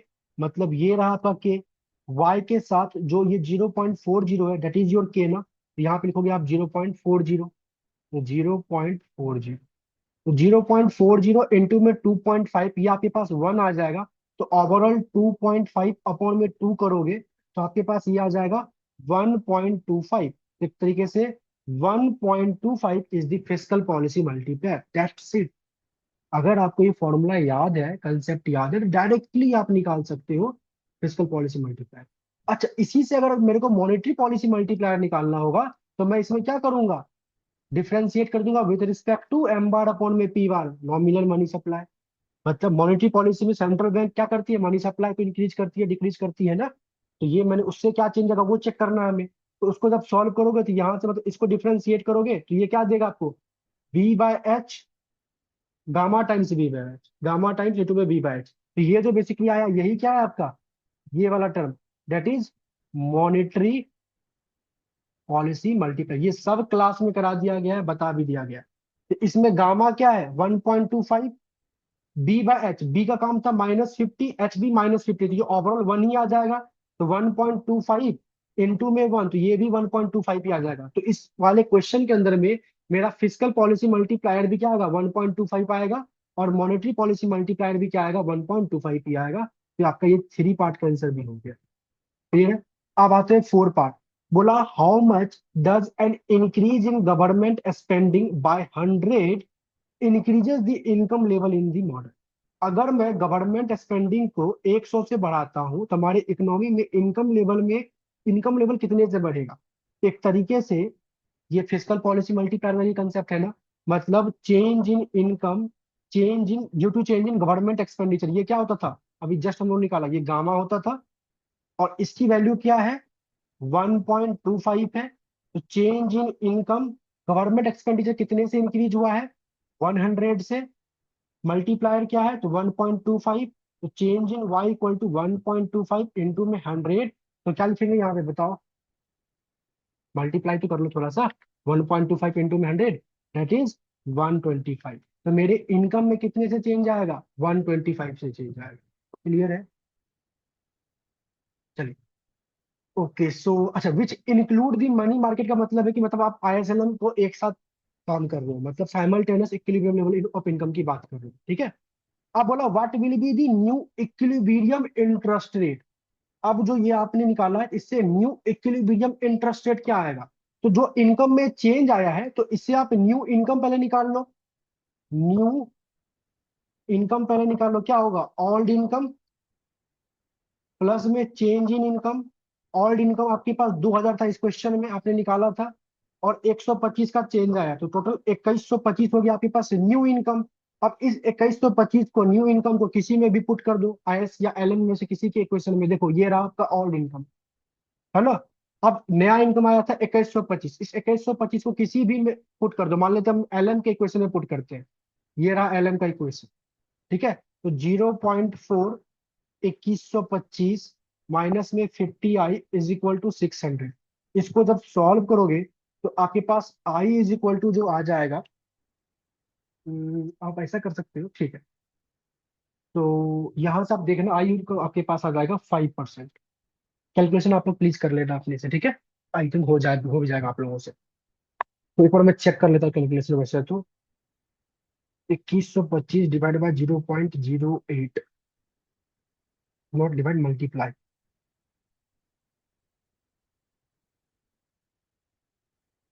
ठीक है, 17 - 12, ठीक है। ये आ जाएगा आपके पास 5%। चलिए, अगर ये समझ में आ गया तो आई थिंक इस क्वेश्चन का फोर्थ पार्ट भी हो गया। देखो बहुत इजी क्वेश्चन था, 10 नंबर में आपसे पूछा था। कितना इजी क्वेश्चन। अगर आपने मेरा यूनिट नंबर 3 और 4 के जो मैंने दो न्यूमेरिकल क्वेश्चंस, दो न्यूमेरिकल वाली क्लास आप लोगों को प्रोवाइड किया है, वो आप अच्छे से देख लेते हो तो मुझे नहीं लगता कि इसमें थोड़ा सा भी प्रॉब्लम आपको पेपर में आएगा। ठीक है, चलिए अब आगे बढ़ते हैं थोड़ा सा। तो क्वेश्चन नंबर 3 हो गया, अब आते हैं क्वेश्चन नंबर 4। साहब कितना सिंपल क्वेश्चन पूछा है, क्या बताऊं मैं। बोला था nominal interest rate is 7% today. तो इस क्वेश्चन को कर रहा हूं मैं, नॉमिनल इंटरेस्ट रेट है 7%, ठीक है आज। सॉरी सॉरी, नॉर्मल, हाँ नॉमिनल इंटरेस्ट रेट 7%। फिर बोला टुडे प्राइस लेवल इज 150। तो एक तरीके से पी नोट बोलो या पीटी बोलो, तो मैं एक तरीके से पीटी बोल के चलता हूँ। तो पीटी आज का जो प्राइस है वो क्या है, 150। बोला you expect the price level to be 156 from now, मतलब फ्यूचर में जो प्राइस होगा ना उसको आप एक्सपेक्ट कर रहे हो, तो मतलब एक्सपेक्टेड फ्यूचर प्राइस है 156। तो अगर एक्सपेक्टेड है तो हमारे पास इन्फ्लेशन भी एक्सपेक्टेड आएगा। तो सबसे पहले बोला what is the expected inflation rate. तो एक्सपेक्टेड इन्फ्लेशन रेट का फॉर्मूला क्या होता है, एक्सपेक्टेड प्राइस अगले साल का जो होने वाला है, जो पहले का प्राइस था अपॉन में पहले का प्राइस। अच्छा, इसको अगर आप क्या कर सकते हो, परसेंटेज परसेंटेज फॉर्म में निकालना है तो आप इसको 100 से मल्टीप्लाई कर दो। तो 156 माइनस में 150 अपॉन में 150 इंटू में 100 करोगे तो ये आपके पास दे देगा 4%। This is your expected inflation. आगे आपको क्या बोला, एक्सपेक्टेड रियल इंटरेस्ट रेट निकालो। तो एक्सपेक्टेड रियल इंटरेस्ट रेट, जिसको कि आप आर इसे रिप्रेजेंट कर सकते हो, नॉर्मली ऐसे भी लिख सकते हो, वो क्या होगा आपका, बोलो। नॉमिनल इंटरेस्ट रेट माइनस में एक्सपेक्टेड इन्फ्लेशन। नॉमिनल कितना था 7%, एक्सपेक्टेड इन्फ्लेशन कितना था 4%। तो एक्सपेक्टेड रियल इंटरेस्ट रेट आ जाएगा 3%। फ्री के 4 नंबर मिले आपको, फ्री के, अगर आपको आता है। अब आते हैं बी पार्ट, देखो बहुत सिंपल है। 2016 का जो मैंने आपको लोगों के साथ पीवाईक्यू वाली वीडियो प्रोवाइड की है, तो 2016 की पीवाईक्यू वाली वीडियो में मैंने मनी मल्टीप्लाई के करस्पॉन्ड में थोड़ा और अच्छे से एक्सप्लेन किया है, कुछ अलग वे में भी। तो वहां पे मैंने, अगर आप वो वीडियो आपने देख लिया है तो ये बी पार्ट बहुत आराम से हो जाएगा। कैसे होगा देखो, बोला कि suppose the ratio of currency to checkable deposit is this. तो एक तरीके से आप इसको क्या बोल सकते हो, 0.25 जो आपके पास दे रहा है, क्या दे रहा है, एक तरीके से करेंसी डिपॉजिट रेशियो। एक तरीके से सी आर की तरह आप इसको ट्रीट कर सकते हो, या स्मॉल सी की तरह भी ट्रीट कर सकते हो। तो मैं यहाँ पे लिख रहा हूँ करेंसी चेकेबल डिपॉजिट रेशियो जो आपके पास है सी आर, दैट इज 0.25। फिर बोला रिजर्व रेशियो मतलब आर आर, वो भी क्या है 0.25। आपको बोला what is the value of money multiplier. तो अगर ये दोनों इंफॉर्मेशन गिवन है और मेरे को मनी मल्टीप्लायर निकालना है, मनी मल्टीप्लायर निकालना है, तो फॉर्मूला क्या होता है, by using this information, 1 plus में सी आर और होल अपॉन में C C, not C C sorry, R R, जो आर आर है, आर आर प्लस में सी आर। तो 1 प्लस में सी आर कितना था 0.25, अपॉन में आर आर भी 0.25, प्लस में ये भी 0.25। इसको सॉल्व करोगे तो आई थिंक यहाँ से आपके पास ओवरऑल जो वैल्यू आएगी इसकी वो 2.5 आ जाएगी। तो 2.5 इज द मनी मल्टीप्लायर। आप इसको और मेथड से करना चाहो तो और मेथड से भी कर सकते हो। बाकी मैंने 2016 के पीवाईक्यू में इसको अच्छे से एक्सप्लेन किया था, डायरेक्टली ये मनी मल्टीप्लायर वाला फॉर्मूला यूज कर सकते हो। मतलब मैंने अलग अलग फॉर्मूला, मतलब अगर अलग अलग कंपोनेंट गिवन है पेपर में, different different type of questions given है, तो different different type of questions के लिए क्या डिफरेंट डिफरेंट फॉर्मूला यूज कर सकते हैं, वो मैंने बताया हुआ है। ठीक है, आंसर बाकी सबसे सेम ही आएगा, लेकिन क्या गिवन इंफॉर्मेशन है, उस गिवन इंफॉर्मेशन से जो सॉल्यूशन निकालेंगे वो डिपेंड करता है कि कौन सा फॉर्मूला यूज करेंगे। तो आई थिंक 4 4 8 नंबर बहुत सिंपल था, बहुत आराम से हो जाएगा। 4 का सी पार्ट थ्योरी है, कर लोगे, सिंपल सा बात बोला गया आपको, क्राउडिंग आउट के कंसेप्ट में गिवन है, नोट्स में भी मैंने आप लोगों को दे रखा है, तो आप आराम से कर सकते हो। तो 4 का सी पार्ट आई होप आप लोगों से हो जाएगा। चलिए, तो क्वेश्चन नंबर 4 बहुत सिंपल था और फ्री के नंबर थे। क्वेश्चन नंबर 5 की बात करते हैं। तो क्वेश्चन नंबर 5 के ए पार्ट में नॉर्मली वही पूछा गया, what is GDP deflator, how is it different from consumer price index, आराम से आप कर सकते हो। दूसरे पार्ट में बोला यूजिंग द फिशर अप्रोच क्यूटीएम को एक्सप्लेन करना है, वो भी आप कर सकते हो। इसके बाद सी पार्ट, सी पार्ट में थोड़ा सा करता हूँ, ठीक है, थोड़ा सी पार्ट जो है न्यूमेरिकल है और लेकिन बहुत इजी है। मतलब देखो फ्री के नंबर दिए हैं, मतलब ये भी 5 नंबर, 5 मतलब एक तरीके से सी पार्ट आपको 10 नंबर में दिया है, ये भी 5 का है, ये भी 5 का है। जब मैं सॉल्व करूंगा मैं आपको लगेगा क्या सर कितना सिंपल क्वेश्चन था। आई होप आप लोगों ने खुद से भी सॉल्व आराम से कर लिया होगा। बोला था MPC marginal propensity to consume is 0.9, तो बेसिकली क्या दे रखा है, सी प्राइम आपको दे रखा है। मतलब ऐसा लिख लो आप, एमपीसी जिसको कि आप रिप्रेजेंट करते हो सी प्राइम से, वो दे रखा है 0.9।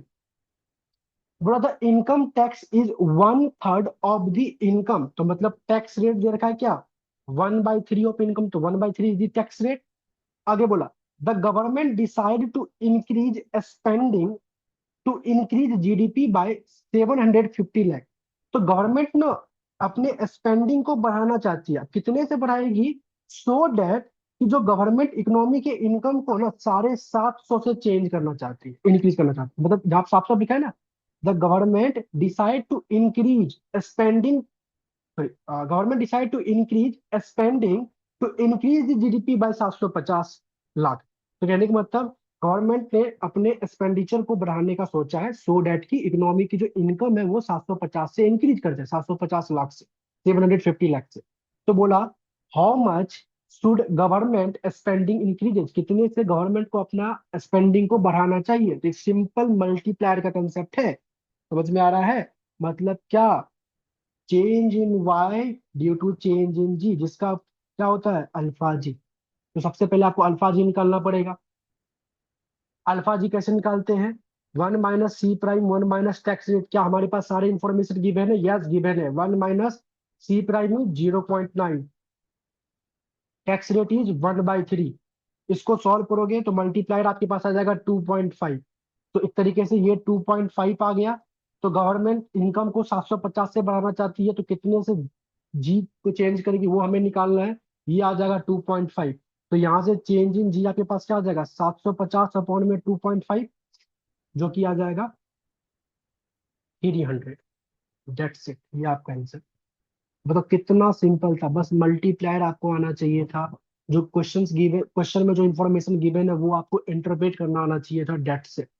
दूसरे पार्ट में बोला explain the effect of investment subsidy, अगर इन्वेस्टमेंट सब्सिडी मिलता है on equilibrium, interest rate, consumption, investment and GDP, इन सब पे क्या इफेक्ट पड़ेगा। मतलब कि अगर इन्वेस्टमेंट सब्सिडी मिल रहा है तो इसका इम्पैक्ट इंटरेस्ट रेट पे क्या होगा, कंजम्पशन पे क्या होगा, इन्वेस्टमेंट पे क्या होगा एंड जीडीपी पे क्या होगा, ये आपको एक्सप्लेन करना है।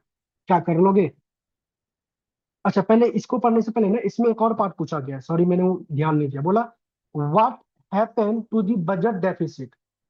तो बजट डेफिसिट में क्या होगा, अगर सिंपल सी बात है गवर्नमेंट स्पेंडिंग बढ़ा रही है तो डेफिनेटली जो बजट है, बजट डेफिसिट है वो इंक्रीज करेगा। बट सिंस हम हमारे पास हर चीज न्यूमेरिकल टर्म्स में है, तो इसको न्यूमेरिकली भी हम लोग आंसर कर सकते हैं। कैसे न्यूमेरिकली आंसर कर सकते हैं, यहाँ से देखो। एक बात बताओ, गवर्नमेंट का जो रेवेन्यू होता है, गवर्नमेंट जो बेसिकली बजट सरप्लस कैसे हम लोग निकालते हैं, गवर्नमेंट का रेवेन्यू माइनस में गवर्नमेंट का एक्सपेंडिचर। हमें चेक करना है कि बजट सरप्लस में क्या चेंजेज आया। तो गवर्नमेंट के रेवेन्यू में क्या चेंजेस आया ड्यू टू दिस पॉलिसी या ड्यू टू दिस हैपनिंग, और गवर्नमेंट के एक्सपेंडिचर में क्या चेंजेस आया वो हम लोग चेक करना चाहते हैं। ठीक है, तो गवर्नमेंट के रेवेन्यू बताओ, इनकम के बढ़ने से, इनकम गवर्नमेंट के रेवेन्यू को कहाँ से बढ़ाता है, प्रोपोर्शनेट टैक्स से। तो गवर्नमेंट का जो टैक्स रेट है वो 1/3 है, और इनकम कितने से बढ़ा है, तो 750 से। तो ये एक तरीके से गवर्नमेंट का रेवेन्यू में चेंज आया है। माइनस गवर्नमेंट के स्पेंडिंग में कितने का चेंज आया है, तो 300 का। तो एक तरीके से 250 का गवर्नमेंट रेवेन्यू बढ़ा है, बट स्पेंडिंग बढ़ा है 300 से। तो एक तरीके से हमें क्या बोल सकते हैं, -50। तो बजट डेफिसिट इंक्रीज किया है बाय 50 से, बाय 50 लाख यूज कर सकते हो आप लोग। क्लियर है। चलिए, तो बी पार्ट का भी आंसर इसका हो गया। अब सेकेंड पार्ट में आते हैं। जो थियोरेटिकल आपके पास बोला कि अगर इन्वेस्टमेंट सब्सिडी होता है तो इसका इफेक्ट क्या होगा। एक सिंपल सी बात है, अगर इन्वेस्टमेंट टैक्स सब्सिडी मिलता है तो इसको आप आइसलैंड फ्रेमवर्क से एक्सप्लेन कर सकते हो। इससे एक तरीके से इंटरेस्ट रेट इंक्रीज कर जाएगा, इन्वेस्टमेंट भी आपका इंक्रीज कर जाएगा पहले। बट नेट इफेक्ट में इन्वेस्टमेंट, मतलब इन्वेस्टमेंट इंक्रीज करेगा बट थोड़ा डाउन भी होगा। क्यों डाउन होगा, क्योंकि इंटरेस्ट रेट के बढ़ने से इन्वेस्टमेंट थोड़ा फॉल भी करेगा, और इन्वेस्टमेंट टैक्स सब्सिडी की वजह से इन्वेस्टमेंट बढ़ेगा भी। तो नेट इम्पैक्ट आप थोड़ा इन्वेस्टमेंट को बढ़ाकर दिखा सकते हो। कंजम्पशन भी बढ़ेगा, जीडीपी भी बढ़ेगा। मेनली आप क्या करोगे, सिंस इन्वेस्टमेंट टैक्स सब्सिडी मिला है, तो नॉर्मली जो इकोनॉमी की इन्वेस्टमेंट होगी वो इंक्रीज कर जाएगी। आपका आईएस कर्व शिफ्ट कर जाएगा राइटवर्ड, और आईएस कर्व शिफ्ट करेगा राइटवर्ड, और एलएम कर्व में कोई चेंजेस नहीं आएगा। तो इससे आपकी इकोनॉमी की इनकम भी बढ़ेगी, इंटरेस्ट रेट भी बढ़ेगी, कंजम्पशन, इनकम बढ़ेगी तो कंजम्पशन भी बढ़ेगी। बस यही आपको एक्सप्लेन करना था। चलिए, तो आई होप आप क्वेश्चन नंबर 5 का पूरा हो चुका है। अब आते क्वेश्चन नंबर 6 अरिया। मतलब क्वेश्चन नंबर 5 तक सारे क्वेश्चन सिंपल थे। सब सारे, मतलब आप लोग लास्ट ईयर पेपर दे रहे होते, मैं समझ रहा हूँ कि मैं अपने टाइम पे पेपर दे रहा होता तो 90 में 90 लिख कर आता। आप भी आराम से लिख कर आ सकते। तो क्वेश्चन नंबर 6 देखते हैं क्या है। अगर किसी बच्चे को 90 से ज्यादा लिख के आना है, मिलेगा तो 90, बट लिख के आ जाना आप पूरा, वो आपकी मर्जी है।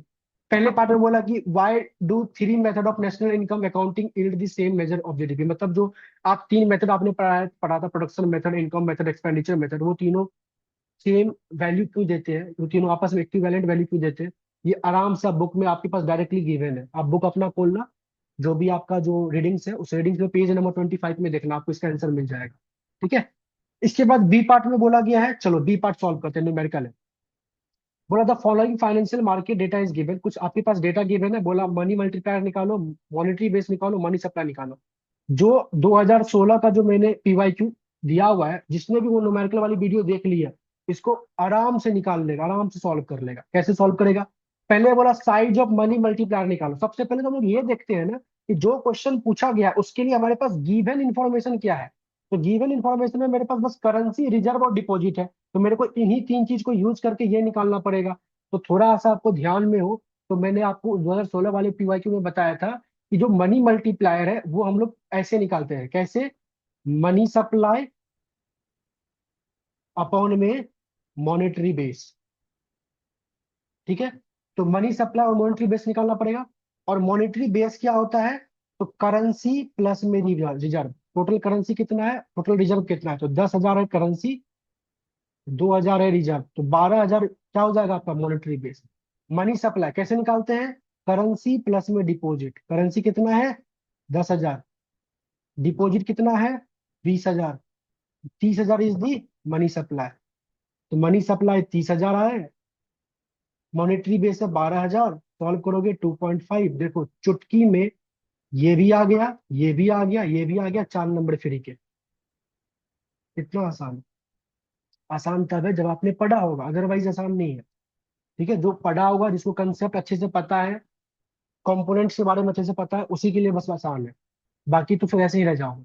करते हैं 6 का सी पार्ट। 6 का सी पार्ट थोड़ा एक्सप्लेन में कर देता हूँ कैसे क्या होगा। बोला कि with decrease in marginal propensity to sell. बोला अगर MPC, not MPC, MPS, sorry, बोला एमपीएस जो है अगर डिक्रीज करता है, तो जो आईएस कर्व होगा वो स्टीपर होगा। क्या आप इस चीज से एग्री करते हो या नहीं करते, आंसर को एक्सप्लेन करो। तो देखते हैं एग्री करते हैं या नहीं करते हैं। हम लोगों ने एक बात बताओ, आईएस कर्व स्टीपर होगा या फ्लैटर होगा, वो किस पे डिपेंड करता है, स्लोप ऑफ आईएस पे।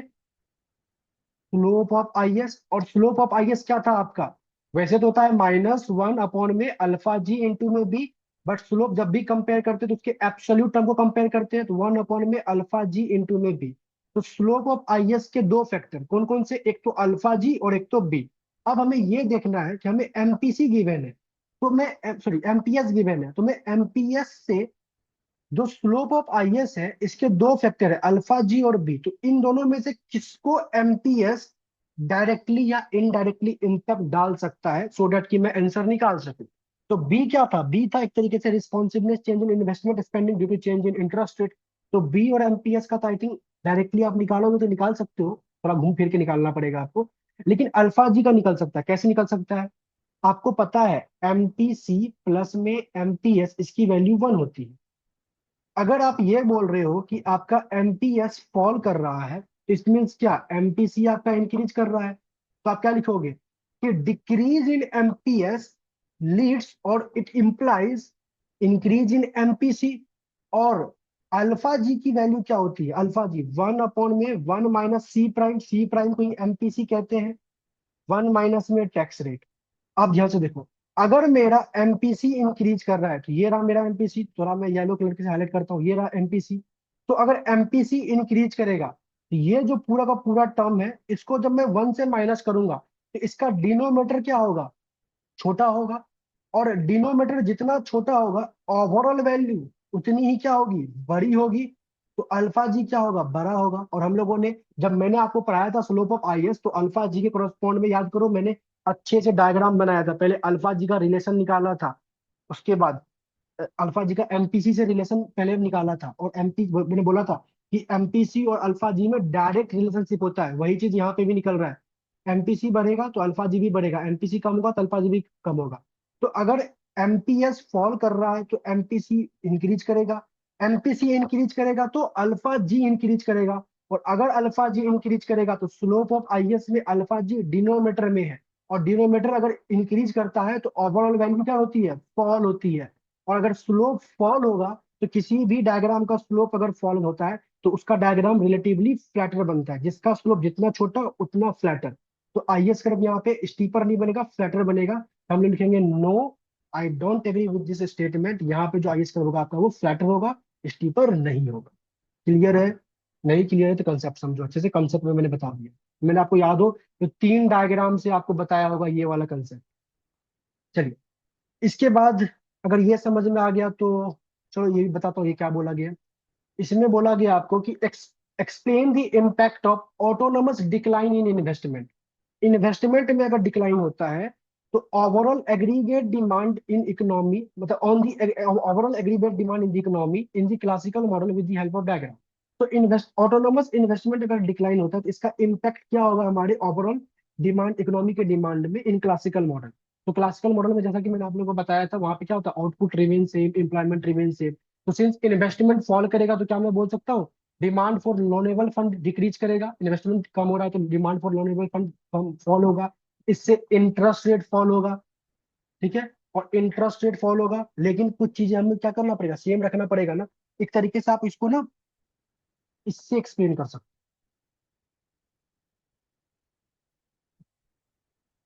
हो, ASAD, इससे एक्सप्लेन कर सकते हो, ठीक है। तो इन्वेस्टमेंट के कम होने के कारण से डिमांड ऑफ लोनेबल फंड कम होगा, इंटरेस्ट रेट भी आपका फॉल करेगा, एग्रीगेट डिमांड आपका क्या हो जाएगा, शिफ्ट हो जाएगा लेफ्ट। पहले मान लेते हैं ये था इक्विलिब्रियम, तो आप एडी आपका नया आ जाएगा ये। तो ओवरऑल इकोनॉमी में इनकम को सेम रखने के लिए इक्विलिब्रियम मेंटेन करना पड़ेगा। सो डेट आपको प्राइस लेवल को क्या करना पड़ेगा, कम करना पड़ेगा। तो मतलब कुछ इस तरीके के डायग्राम को, मतलब आप कुछ, आप कह रहे हो सर क्या आप जैसे मत ऐसे बना रहे हो। आप ऐसा aggregate supply, long run aggregate supply बना सकते हो, ये एग्रीगेट डिमांड बना सकते हो। इन्वेस्टमेंट के फॉल होने से AD1 पहले मान लेते ये था प्राइस लेवल, ये था इनकम लेवल। क्लासिकल मॉडल में लॉन्ग रन में इनकम एम्प्लॉयमेंट सब सेम रहता है, लेकिन सिंस इन्वेस्टमेंट फॉल हुआ है, डिमांड आप लिखोगे डिमांड फॉर लोनेबल फंड भी कम हो जाएगा, इंटरेस्ट रेट भी फॉल हो जाएगा। इससे आपका एग्रीगेट डिमांड क्या होगा, फॉल हो जाएगा, लेफ्ट वर्ड शिफ्ट कर जाएगा। अच्छे से फॉल करना ये कुछ इस तरीके से AD2। अब न्यू इक्विलिब्रियम अचीव करना है बट इनकम को सेम रखना है, तो मतलब ये, तो प्राइस लेवल आपका फॉल हो जाएगा। इसी तरीके से डायग्राम को आपको एक्सप्लेन करना है। और जो सब टर्म मैंने, investment fall, demand for loanable fund fall, interest rate fall, जो सब टर्म मैंने यूज किए हैं, इसी को आपको अच्छे से फ्रेम करके आंसर करना है, दैट्स इट। ये आपका क्वेश्चन नंबर आई थिंक 6 था, और ये भी बहुत सिंपल था और आप लोगों को समझ में भी आया हो। अब आते हैं हम लोग क्वेश्चन नंबर 7 पे, और इस पेपर का लास्ट क्वेश्चन। चलिए ध्यान से देखते हैं। बोला पहले पार्ट में क्या है, पहला पार्ट बोला, is it correct to say that finance, sorry, is it correct to say that to finance its current account balance को फाइनेंस करने के लिए a country must increases its private saving. मतलब करंट अकाउंट के finance को balance करने के लिए कंट्री को प्राइवेट सेविंग से ही वो बेसिकली कर सकता है, ऐसा क्या जरूरी है? नो। इसमें हम लोग क्या लिखेंगे, no, not necessary, not necessary. क्यों? क्योंकि अगर आपको याद हो तो आप कुछ इस तरीके से लिखते थे ना, नेशनल सेविंग क्या होता था आपका, इन्वेस्टमेंट प्लस में करंट अकाउंट। और यू कैन से आप ऐसे लिख सकते हो, करंट अकाउंट बैलेंस जो होगा वो क्या हो जाएगा, इन्वेस्टमेंट, या इन्वेस्टमेंट ऐसे लिखो, ऐसे लिखो, करंट अकाउंट बैलेंस क्या हो जाएगा, नेशनल सेविंग माइनस में इन्वेस्टमेंट। और नेशनल सेविंग क्या सब होता है, तो गवर्नमेंट का सेविंग, प्राइवेट का सेविंग, माइनस में इन्वेस्टमेंट। बोलो क्लियर है? एक बात बताओ, अगर मेरे को अब यहाँ पे इसको बैलेंस करना होगा तो इसको बैलेंस करने के लिए क्या मेरे पास यही एक ऑप्शन है? नहीं ना, ये भी ऑप्शन है, ये भी ऑप्शन है। मतलब मैं इस चीज को बैलेंस और भी तरीके से कर सकता हूँ, इन्वेस्टमेंट को रिड्यूस करके कर सकता हूँ, बेसिकली अब्रोड से बोरो करके कर सकता हूँ, अगर मान लेते डेफिसिट होता है, सीए में डेफिसिट होता है तो और भी तरीके हैं। तो एक यही तरीका है, ये मतलब नहीं है, मतलब हम लोग ऐसा नहीं बोल सकते हैं कि increase in private saving is only the way to finance और CA deficit, current account balance deficit. Okay, चलिए।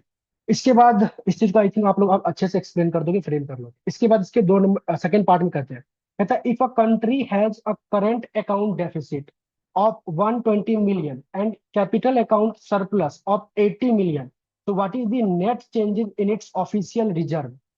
थोड़ा याद हो आपको एक इक्वेशन, याद है कि अगर हमारे पास एक कंडीशन होता था कि sum of the current account plus में कैपिटल अकाउंट प्लस में चेंज इन ऑफिशियल रिजर्व, मतलब मैं लिख रहा हूँ यहाँ पे, चलो थोड़ा मैं इसमें से करता हूँ। चलो,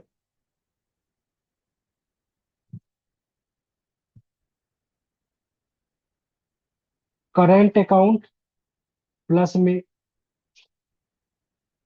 कैपिटल अकाउंट बैलेंस प्लस में चेंज इन ऑफिशियल रिजर्व, ये मस्ट भी इक्वल टू क्या होना चाहिए? जीरो होना चाहिए। करंट अकाउंट में जो आपके पास है डेफिसिट है वो कितने का है? 120 का डेफिसिट है, तो उसको -120 लिखेंगे। कैपिटल अकाउंट में सरप्लस है, कितने का है? 80 का, इसको मतलब प्लस का 80 लिखेंगे। प्लस में ये ही तो निकालना है हमारे पास, change in official reserve is equal to zero होना चाहिए। तो यहाँ से जो चेंज इन आपके पास ऑफिशियल रिजर्व आएगा वो क्या आ जाएगा? आई थिंक प्लस का 50 आ जाएगा। अच्छा, यहाँ पे जो प्लस का 50 है, इसका क्या मीन हो, इसका क्या मतलब होगा? It means that country must reduce, country को रिड्यूस करना पड़ेगा it official reserve by, I think not 50, 40 ना, 120 और 80 में 40, बाय 40 million। क्यों करना पड़ेगा? क्योंकि आपके करंट अकाउंट में जो डेफिसिट है वो कैपिटल अकाउंट की सरप्लस से ज्यादा है, इसलिए इसका पॉजिटिव का मतलब है कि आपको अपने क्या करने पड़ेंगे, नेट चेंज जो आपका ऑफिशियल रिजर्व होगा उसमें आपको डिक्रीज करना पड़ेगा, कितने से? 40 million से। तो net change in official reserve asset is a decrease of 40 million। Clear है? हो जाएगा आई होप। इसके बाद इसके बी पार्ट में बोला what is the demand of central bank money. Central bank money कहने का मतलब क्या है? वही हाई पावर्ड मनी बोलो, मॉनेटरी बेस बोलो, सेंट्रल बैंक मनी बोलो, सब एक ही है। तो सेंट्रल बैंक मनी का क्या डिमांड होता है? एक तरीके से जो पब्लिक करेंसी को होल्ड करना चाहती है वो डिमांड है, और एक दूसरा क्या होता है, तो bank need to hold reserve. एक तरीके से डिमांड ऑफ सेंट्रल बैंक क्या बोल सकते हैं हम लोग? Public desire to hold currency और bank need to hold reserve. तो एक तरीके से आप ऐसा बोल सकते हो, जो सेंट्रल बैंक डिमांड होगा, जिसको आप हाई पावर मनी भी बोलते हो और मल्टी बेस बोलते हो, क्या होगा? सी प्लस में आर, ये हो जाएगा। ठीक है। आगे बोला कि how the equilibrium determine in the market for central bank money. कैसे इक्विलिब्रियम डिटरमाइन करते हैं? तो demand for central bank money must be equal to supply by central bank, इस तरीके से इक्विलिब्रियम करते हैं। तो वही आपको यहाँ पे लिखना है, मेंशन करना है। सिंपल है। अब आते हैं इसके सी पार्ट में। बोला गया कि आपको suppose the government follow a fiscal policy such that an increase in government spending is equal to the fall in transfer payment. चल, क्या सब दे रखा है? पहले तो ये कंजम्पशन जो 0.75 दे रखा है, ये कंजम्पशन एक तरीके से यहाँ पे एमपीसी आपको दे रखा है।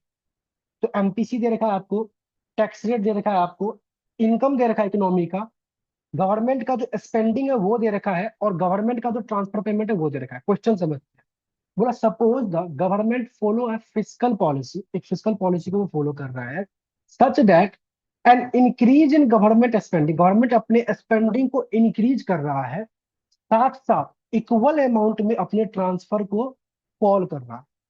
तो एक तरीके से बैलेंस बजट मल्टीप्लायर की तरह ये लैंग्वेज आपको दिख रहा होगा। लेकिन बैलेंस बजट मल्टीप्लायर में क्या होता था, गवर्नमेंट जो भी एक्सपेंडिचर करता था उसको फाइनेंस करता था लोगों से टैक्स लेकर, लेकिन यहाँ पे ऐसा नहीं है। यहाँ पे क्या हो रहा है, गवर्नमेंट जितने से अपना एक्सपेंडिचर बढ़ा रहा है उतने से ट्रांसफर को कम कर रहा है। समझ में आ गया?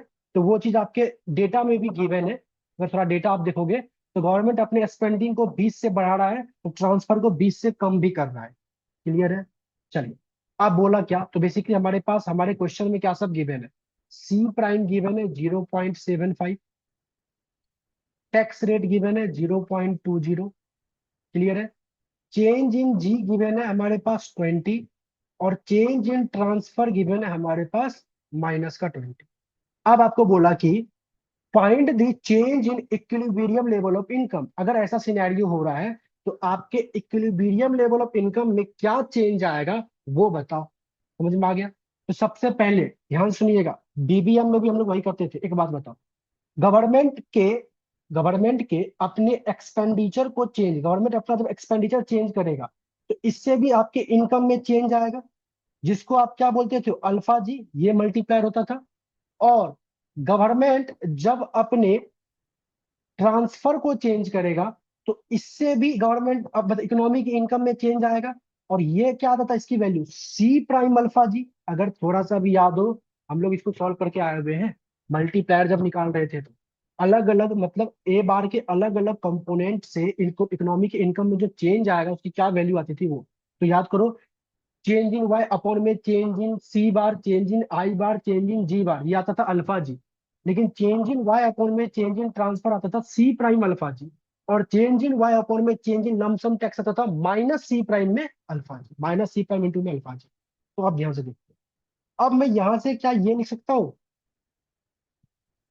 कि इनकम में चेंज आया होगा।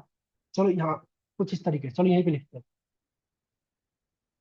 इनकम में चेंज आया होगा अल्फा जी इंटू में change in G bar, government expenditure से, मतलब गवर्नमेंट एक्सपेंडिचर के चेंज करने से जो इनकम में चेंज आया होगा वो इतने से आया होगा।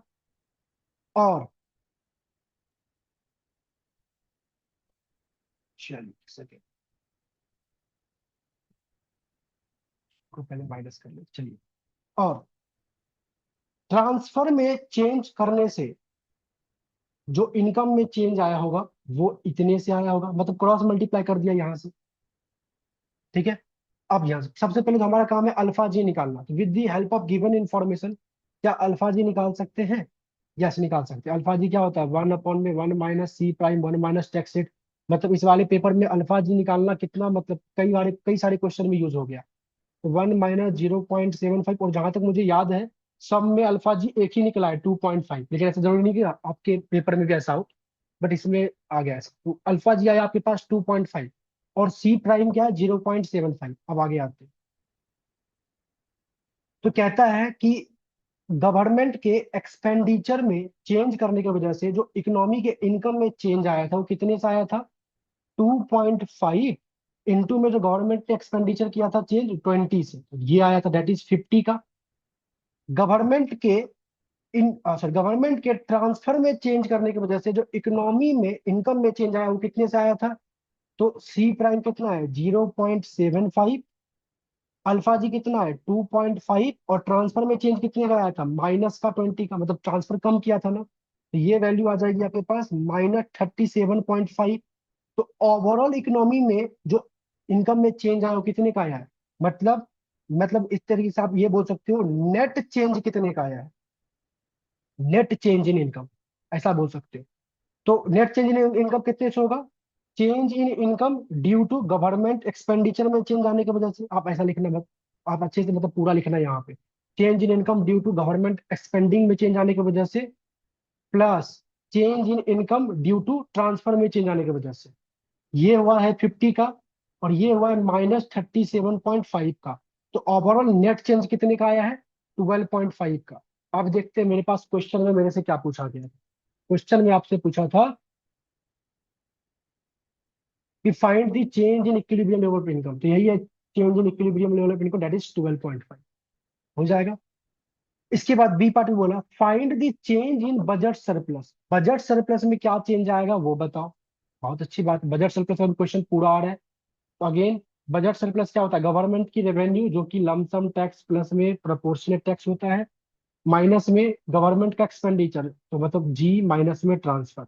हमें चाहिए चेंज इन बजट सरप्लस, तो change in lump sum tax, change in proportionate tax, change in government expenditure, change in transfer. Change in lump sum tax कुछ गिवन नहीं है हमारे क्वेश्चन में, तो इसको अज्यूम करेंगे जीरो। क्या प्रोपोर्शनेट टैक्स चेंज होगा, यस होगा। टैक्स रेट जो आपके पास 0.20 था और इनकम में चेंज आया था 12.5 का, तो इतने से आपका क्या आएगा, प्रोपोर्शनेट टैक्स में भी चेंज आया होगा, तो ये होगा माइनस गवर्नमेंट का, ये 20 था -20, और ये भी कितना था -20, ट्रांसफर था -20, मतलब गवर्नमेंट ने ये 20 से एक्सपेंडिचर बढ़ाया था, ट्रांसफर को 20 से कम किया था, इसलिए यहाँ पे माइनस लगा। इसको जब सॉल्व करोगे तो ये आपके पास आ जाएगा 2.5, ये आ जाएगा -20 +20, ओवरऑल बजट सरप्लस में जो है 2.5, मतलब आपका बजट सरप्लस होगा कितने से, 2.5 से। तो this is the change in budget से। इजी है, हो जाएगा आराम से। अगर ये आपने क्वेश्चन कर लिया होता पेपर में, कर लोगे लेटर सपोज, कर लिया होता, क्या आपके पेपर में तो आएगा ही नहीं, अगर आ जाए तो अच्छी बात है। तो आराम से आपको कितने नंबर मिल जाते, 5 नंबर मिल जाते। अब इसके सेकेंड पार्ट को देखते क्या बोला गया है। बोला as the demand for money become more sensitive to change in income, does the LM curve become steeper और फ्लैटर, एक्सप्लेन योर आंसर। तो अब यहाँ पे एलएम कर्व का स्टीपरनेस और फ्लैटरनेस पूछ रहा है, और किस क्रॉसपॉन्ड में पूछ रहा है, तो बोला गया कि demand for money become more sensitive to change in income. समझ में आ रहा है। सबसे पहले बात ध्यान से देखो, थोड़ा मैं आपको बता रहा हूँ कुछ चीजें। जो आपका मनी डिमांड फंक्शन होता है वो क्या होता है, के वाई माइनस में एच आई, जहां पे ये K Y transaction demand for money बताता है, H Y speculated demand for money बताता है। ये जो ट्रांजेक्शन डिमांड फॉर मनी है, ये किस पे डिपेंड करता है, ये इनकम पे डिपेंड कर रहा है, और ये किस पे कर रहा है, इंटरेस्ट रेट पे डिपेंड कर रहा है। तो मनी डिमांड में जो चेंज आएगा, इसके दो कारण हो सकते हैं। मनी डिमांड में जो आपका चेंज आएगा वो दो चीजों पे डिपेंड करता है। एक तो सेंसिटिव चेंज इन इनकम, जो कि ये है, और एक sensitive change in interest rate, जो कि ये है। हमारे क्वेश्चन में पूछा सेंसिटिव चेंज इन इनकम, समझ में आ रहा है। एक बात बताओ, स्लोप ऑफ एलएम क्या है, हम लोगों ने निकाला था स्लोप ऑफ एलएम, याद हो आपको तो, दैट इज k/h, बताओ। और इसमें से k/h में जो k है ये इनकम को रिप्रेजेंट करता था, ट्रांजेक्शन डिमांड फॉर मनी के लिए, और ये जो h है ये इंटरेस्ट रेट को डिपेंड करता था, मतलब स्पेकुलेशन डिमांड फॉर मनी के लिए। आपको क्वेश्चन में क्या बोला गया है कि जो डिमांड फॉर मनी है वो more sensitive to change in income है। तो more sensitive to change in income का क्या मतलब है, कि आप छोटा सा भी इनकम में चेंज करोगे तो आपके मनी डिमांड में बहुत तेजी से चेंज आएगा। तो इनकम में चेंज आने के वजह से ओवरऑल ट्रांजेक्शन डिमांड में कितना चेंज आएगा वो किस पे डिपेंड करता है, के पे। और अगर क्वेश्चन ये कह रहा है कि more sensitive to change in income, और जिसका ये मतलब है कि इनकम में छोटा भी चेंज करोगे तो ट्रांजेक्शन डिमांड पर मनी बहुत तेजी से बढ़ेगा, मनी डिमांड बहुत तेजी से बढ़ेगा। इसका मतलब क्या, ये के की वैल्यू बड़ी है, और अगर के की वैल्यू बड़ी है और के न्यूमरेटर के अंदर में है, तो अगर न्यूमरेटर बड़ा है तो ओवरऑल वैल्यू बढ़ेगी, स्लोप ऑफ एलएम बढ़ेगा, और किसी भी कर्व का अगर स्लोप बढ़ता है तो कर्व क्या बनता है, स्टीपर, तो एलएम विल बिकम स्टीप। यही चीज आपको एक्सप्लेन करता हूँ, क्लियर है। तो अगर ये समझ में आ गया तो this is all about your 2024 का पेपर। बहुत इजी पेपर आया था और कई सारे बच्चों ने 10 आउट ऑफ 10 स्कोर भी किया था। आपको पेपर में बस ये ध्यान रखना है कि आप कैलकुलेशन अच्छे से करो, क्वेश्चन को अच्छे से पढ़ो, अच्छे से इंटरप्रेट करो, क्या पूछा गया है, क्या आंसर करना है। सभी बच्चों का तरीका अलग अलग हो सकता है, जैसे कि मैंने physical policy multiplier, monetary policy multiplier के लिए डायरेक्टली मैंने फॉर्मूला यूज कर लिया, कोई बच्चा पूरा सॉल्व करता, अलग अलग हो सकता है, लेकिन आंसर लास्ट के सबके सेम ही हो। तो this is all about our class. I hope आपको पूरी समझ में आया होगा पूरा का पूरा क्वेश्चन। कहीं पे भी कोई भी डाउट हो तो आप मेरे से पूछ सकते हो। अभी के लिए thank you so much and bye bye everyone.